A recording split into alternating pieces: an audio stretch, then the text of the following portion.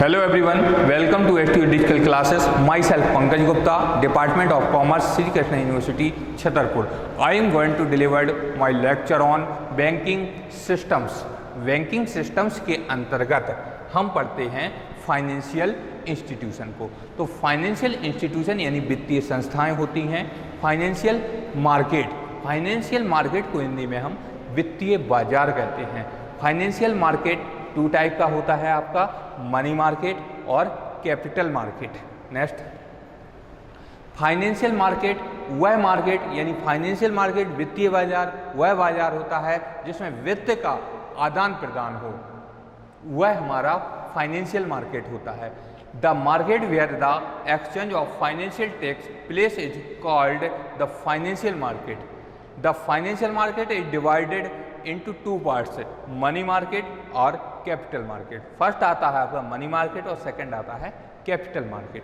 Next, money market is also called short term financial market. It is called short term financial market because in money market finance is exchange for short term and the short term period is maximum 1 year.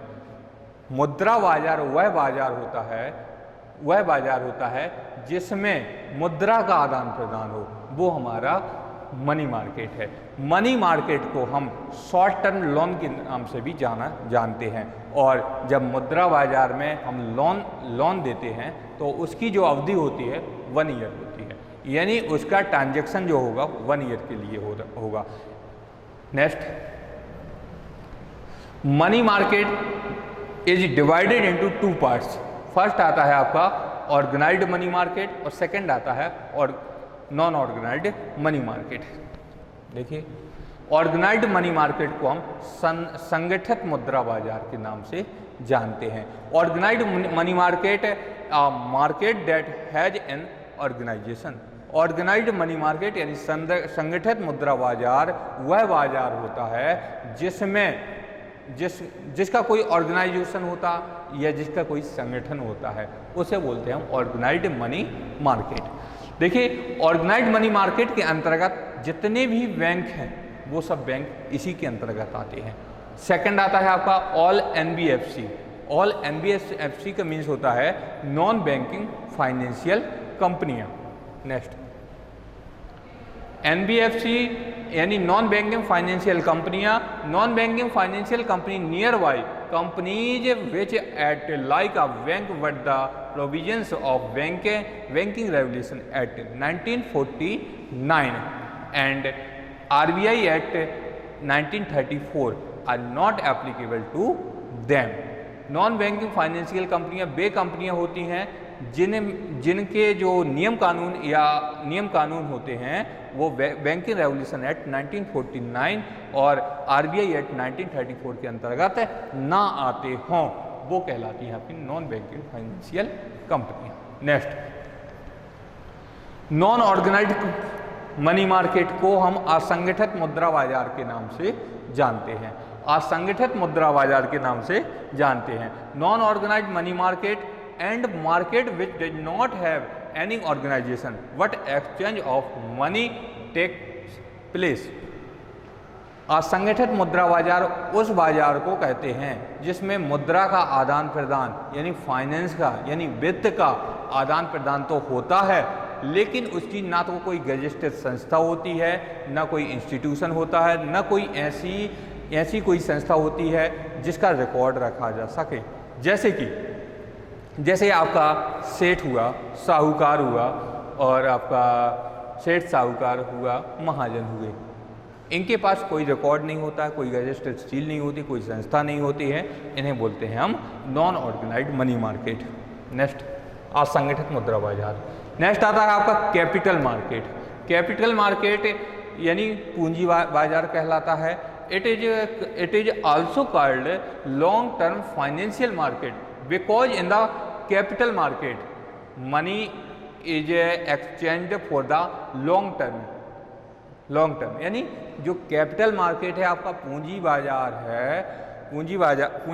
है, उसमें जो loan की process है वो long term के लिए है, लंबे समय के लिए है।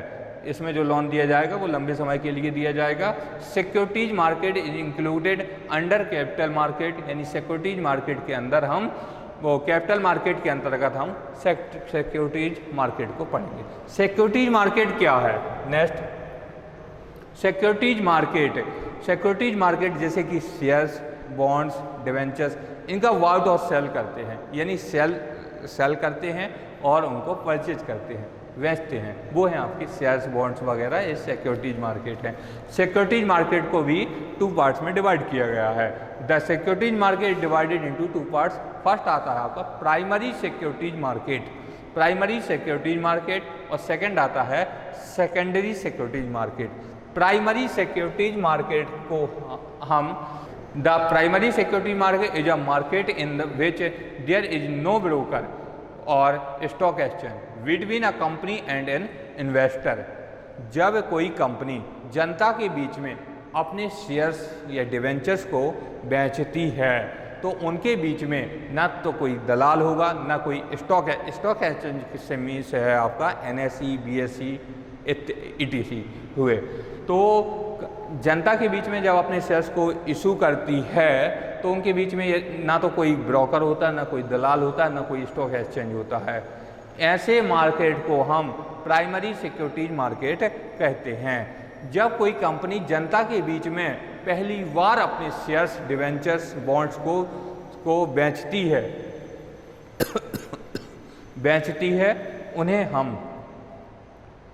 उसे हम IPO कहते हैं।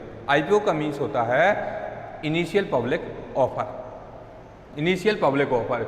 If a company issue it's shares among the public then there is no broker or mediator or stock exchange between the company and the public. That market is called primary securities market.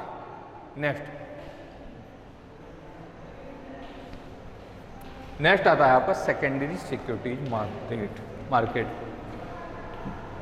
Secondary securities market. The second securities market is the market in which some broker or stock exchange works between a company and an investor. We call it the second securities market. यानी secondary securities market वह market होता है जिसमें जब कोई company जनता के बीच में अपने शेयर्स को इशू करती है या बेचती तो उनके बीच में कोई ब्रोकर या दलाल या कोई ना कोई स्टॉक एक्सचेंज होता है। यदि होता है तो वो कहलाएगा आपका secondary securities market. Secondary securities market देखिए, नेक्स्ट आता है the money market regulating body RBI was established on 1 April 1935 while RBI had formed on 1934। यानी RBI को रेगुलेट करने वाली बॉडी जो है वो मनी मार्केट को रेगुलेट करने वाली वो बॉडी होती है RBI और कैपिटल मार्केट को रेगुलेट करने वाली बॉडी होती है SEBI। RBI की जो स्थापना होती है वो होती है 1935 1 अप्रैल 1935 को और SEBI की स्थापना होती है, एस्टेब्लिश्ड होता है या स्थापना होती है 12 अप्रैल यानी 12 अप्रैल 1988 को। जबकि RBI एक्ट 1934 को और SEBI एक्ट 1992 को बना था।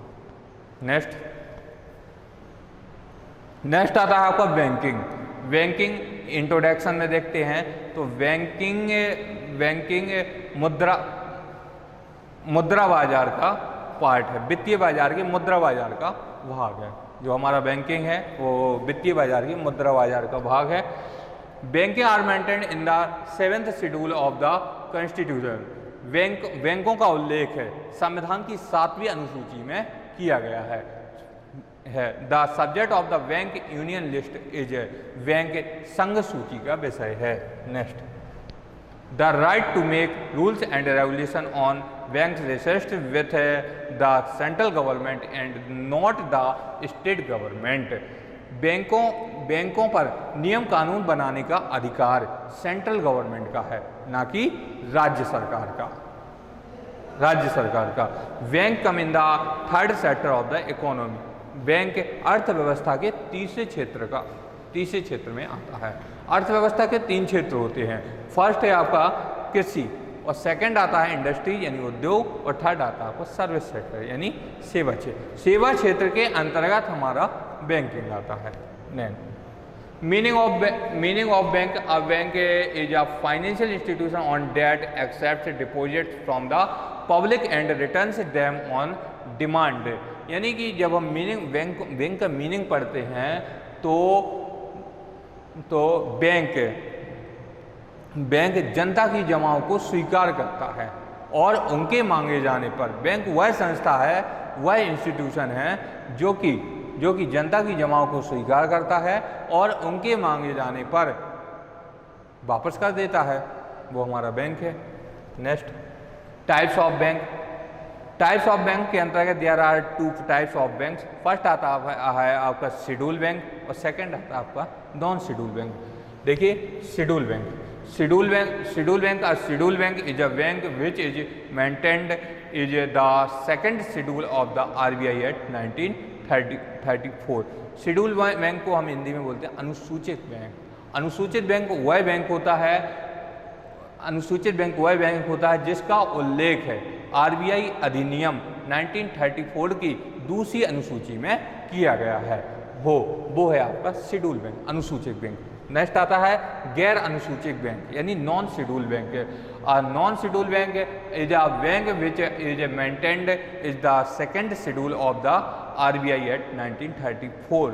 नॉन शेड्यूल बैंक यानी गैर अनुसूचित बैंक वह बैंक होता है जिसका उल्लेख RBI अधिनियम 1934 की दूसरी अनुसूची में नहीं किया गया है, वो है आपका गैर अनुसूचित बैंक। Next, thank you.